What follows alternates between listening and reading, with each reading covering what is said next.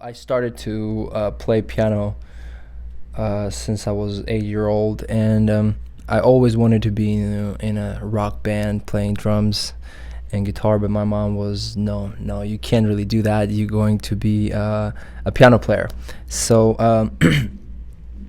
I started to really seriously study it when I was 13 in Israel, and after graduating high school, I went to university, completed, graduated with piano performance. Then I went to Germany and I won a competition there. And one of the professors asked me to come over to study with him in LA on full scholarship at USC. So I gladly agreed, and here we are. I came here, studied with Daniel Pollack. He was my professor. In USC Thornton School of Music, and then after 2.5 years I graduated that program. I always had a problem playing other people's music, because how many times can you perform known pieces? Like, how many times can you play Ballade Number 1 by Chopin? Like, so many people played that before, some people gonna play after that, and how do you really stand out? So I started to think about, okay, probably writing my own music will work, but it involves a huge amount of different education that I didn't receive. So I thought, okay, well, what do I like to do? I like to transcribe. I like to take music and change it and make it differently, and add some flavor to it, and create a different concert piece from the music that is not designated for the piano, for example. So I started to take and make little transcriptions of Rite of Spring, West Side Story symphonic dances, and during that time when I was working on West Side Story symphonic dances, I figured out that I need some sort of a percussive sound in that. I need, clicks, tricks, because you can't really do anything on the piano from that perspective. And I started to write piano and percussion transcriptions. And from after that, when I went and playing in bands and playing, with different types of percussionists, I figured out that, you can actually do this on your own using loops and electronic percussive instruments. So I started to use Ableton Live. And that's where I'm at right now today, pretty much, with this whole huge gear behind me with the piano, synths, and DJ equipment. And I started with adoring Beethoven, adoring anything he came out with, then switching into Liszt and liking pretty much everything he came with, then into 20th century composers, Prokofiev, Stravinsky. Big impact on me. Steve Reich, John Adams, John Cage, Glass, Stockhausen is amazing.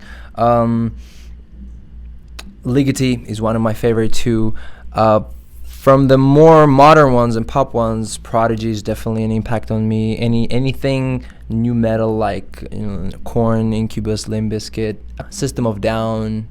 I listen to a lot. I mean, I've pretty much listened to everything. I think Deadmau5, whatever he does right now, is very, very unique, because he has that very subtle but very, very strong approach to music. Like, his music, if you listen to it, it's not like 16 bars and it ends. It's gradually increasing. It builds up very, very, and he's so unique and to the point with his sound. He knows exactly what he wants to achieve, and he achieves that. I think he's one of the best musicians today.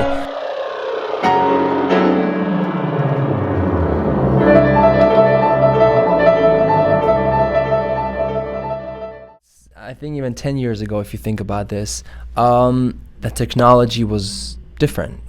No one had that amount of possibilities presented to them with so much easy access.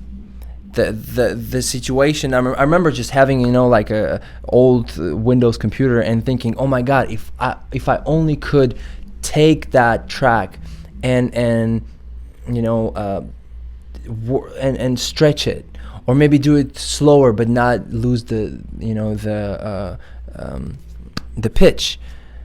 because I remember having like a little box, and every single time when I would make it a little slower, it would just dramatically change the pitch. But now everything today is just, the only limitation you have today is your imagination. Go and study Ableton. Study the technology, because technology is what drives music today. Technology, because if you know the technology, you'll have much more tools. The worst thing the musician can do, and it doesn't matter if a classical or jazz musician can do today, is just ignore this. Ignore and say, you know what, this is not what I do. I'm a high musician. I played all my life classical music. I'm gonna concentrate on classical music. This is the worst scenario you can ever think of. Go study that. 20, 30 years ago, they didn't have that possibility. Today, you can have it all in one little box, and it's right here. So you can actually see the change that happened over pretty much 5-10 years, not even 20, 30 years if you think about it, but 5-10 years, just dramatic increasing of amount of things you can actually do and create and be creative.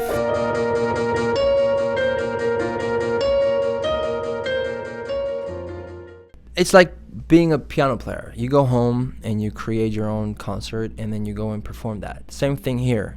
Or you can go and have an idea and then improvise that idea. Exactly the same way you do in electronic music. You just you either go and you create a set, and then after that set, you go and you just launch clips, and you really don't change it. Or you can go and you can create on the spot. You can create stuff on the spot with the material that you have, adding effects, adding loops, adding your own improv on the piano, adding your synths, adding ideas, adding acapellas. The possibilities are limitless, as I said before. So I would recommend is to expand your own self and expand your imagination to the point when you will know exactly what you want. Because it's very easy to get lost with this amount of possibilities and be like, oh my God, there's so much stuff I can do. Where do I start from? And here the test comes when you just narrow it down to what you want exactly and just going with it, going all the way. And then when you're going with it, all the tools are there for you.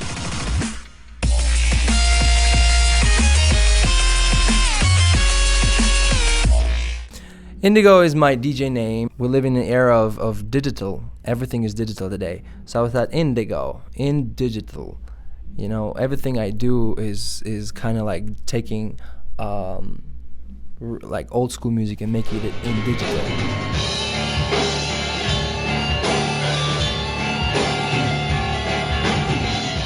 Well, like any other musician, it's pretty much come down to two components. It's figuring out what you want, then executing that. So planning and figuring out is pretty much a big chunk of electronic musician.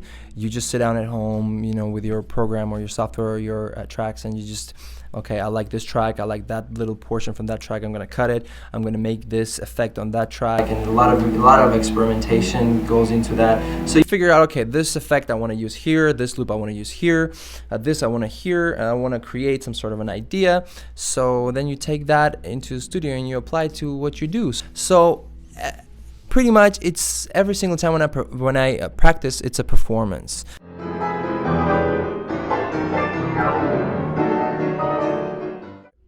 Every single time when you practice, you have to record it, and then you have to listen to it and make notes. If you just practice, it's good, but it's not good enough, because you will never know what you did good, and because you're in the process, you can't really go and analyze and evaluate what you did.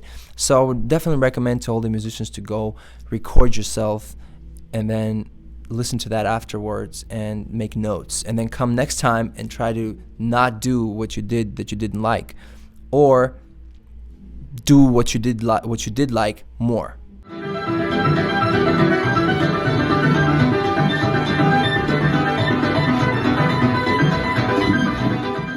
Album, collaborations, performances, festivals, tours, making, playing piano, making transcriptions, just being a musician, living a life as a musician. I am on YouTube, Flickr, LinkedIn, Twitter, Facebook, whatnot. So it's very easy to find me everywhere. I think the easiest way is just add me on Facebook, and then you'll see all my information there.